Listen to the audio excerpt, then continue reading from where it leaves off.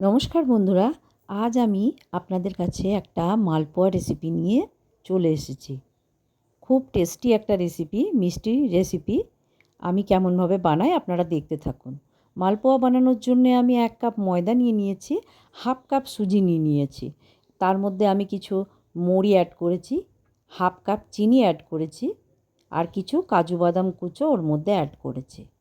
এবার দুধ দিয়ে ওটাকে আস্তে আস্তে আমি মিক্স করতে থাকব।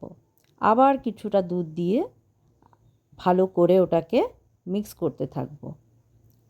ভালো করে মিক্স হয়ে গেলে ওর মধ্যে আমি কিছু নারকেল কুড়ো দিয়ে আবার ওটাকে ভালো করে মিক্স করে নেব। হয়ে গেলে কিছুক্ষণ রেখে এবার কড়াইয়ে তেল গরম করতে দিতে হবে। তেল যখন ভালো করে গরম হবে, হাতায় করে 1 হাতা ওর মধ্যে দিতে হবে। ওগুলো খুব ভালো করে লুচির মতো ফুলে উঠবে। বাস ওগুলোকে লাল লাল করে ভাজা হলে আবার দেখুন আমি ওগুলোকে ভেজেছি, ঠিক এরকম দেখতে হবে। আবার আপনি পরপর ওগুলোকে ভেজে নিয়ে এবার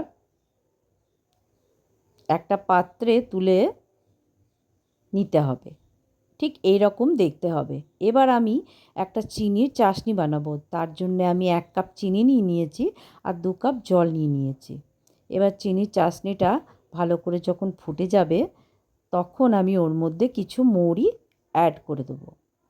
ভালো করে ফুটে গেলে গ্যাস বন্ধ করে এবার ওর মধ্যে আমি মালপোয়াগুলো ডুবিয়ে দেবো। বাস মালপোয়া রেডি।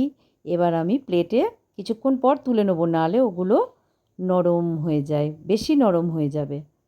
বাস রেডি। আপনারা